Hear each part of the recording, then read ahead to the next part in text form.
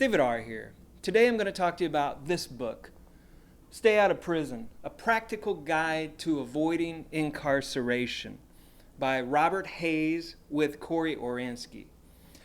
This book is directed at three different groups of people. The first group is amateur criminals, those who commit crimes every once in a while, let's say, drinking and driving sometimes, or whatever that may be. The second group is career criminals, those who actually make their living, committing crimes. And the third group is non-criminals, but those who have family members who are on the verge of being incarcerated. Now, ultimately, to avoid prison or jail, you just don't commit crimes. No crime, no time. That's it. It's pretty simple, right? But it's not so cut and dry for everybody, I guess. But you want to avoid hanging around people who commit crimes. Avoid hanging around people who do a lot of drugs and drink. I say don't think like a criminal, don't talk like a criminal, don't dress like a criminal. Stay indoors at night. That might be a tough one, but hey, it works.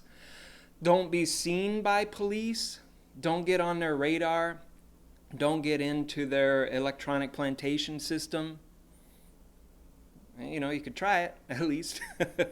So, if you can't avoid crime, it's good to know a few things, like the levels of government. It is local, county, state, federal.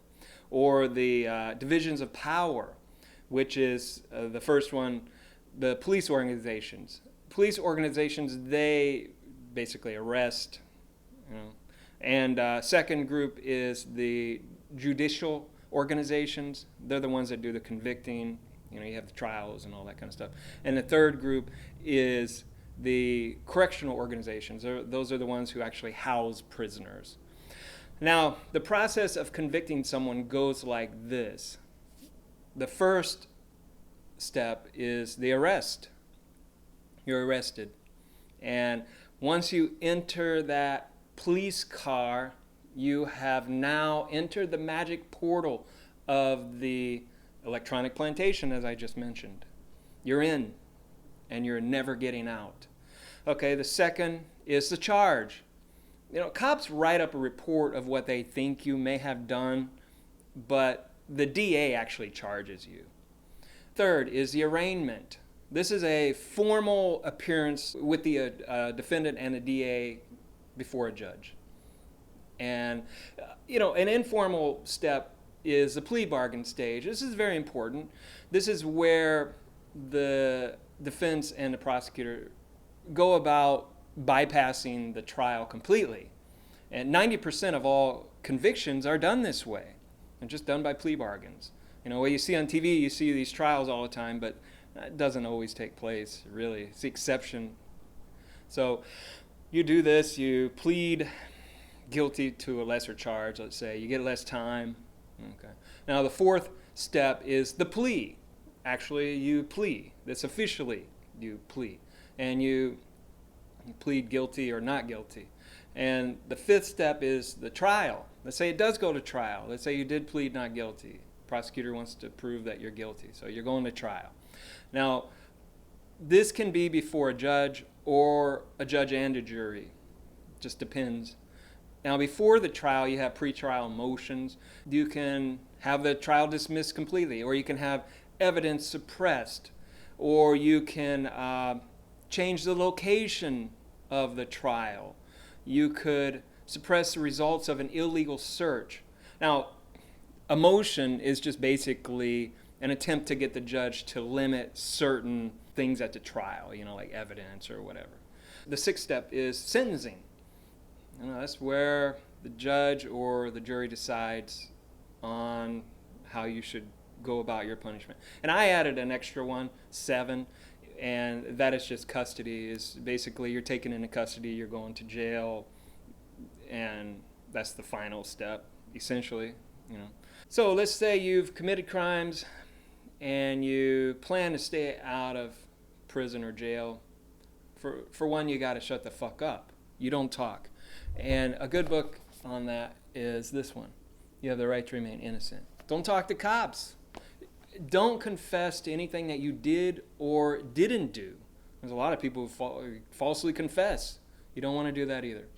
Okay, so you don't want to talk about crimes you plan to commit. Don't talk about crimes you've already committed. Don't brag. Don't brag to your girlfriend or your wife to make yourself feel like a bigger man. I suggest that you never tell a woman anything that you have done that could get you in trouble, because the moment she gets mad at you, well, you're done. She's going to rat you out real fast. The author says, tell your wife about how you fear dogs or how much you love her, but don't tell her about the bank you robbed 10 years ago or the one you plan on robbing tomorrow night. He has a real criminal mindset. Okay, so let's say you can't keep your mouth shut. You wind up in jail. You committed a crime, blah, blah, blah. While you're in jail or prison, especially, either one, I guess, be guarded. Be careful to watch yourself. Be careful who you meet at first, because you never know, you might be meeting a predator. The second one is to don't trust authority.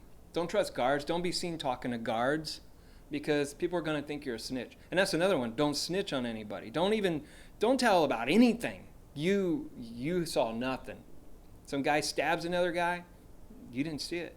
You saw nothing, man. In conclusion, I think this book is good. There's others out there that I've read that are a little better. There's a chapter on evidence and a chapter on stoicism that are pretty good. I didn't really cover those. I just kind of highlighted what I thought was most important. But it's best to be prepared, because 2.3 million people or more are in prison right now in the USA, and the numbers keep rising. The prisons keep getting built. Laws keep getting made. It's only a matter of time, right? So be prepared. Read this. Read something like this too. And do your best. Talk to you later. Bye.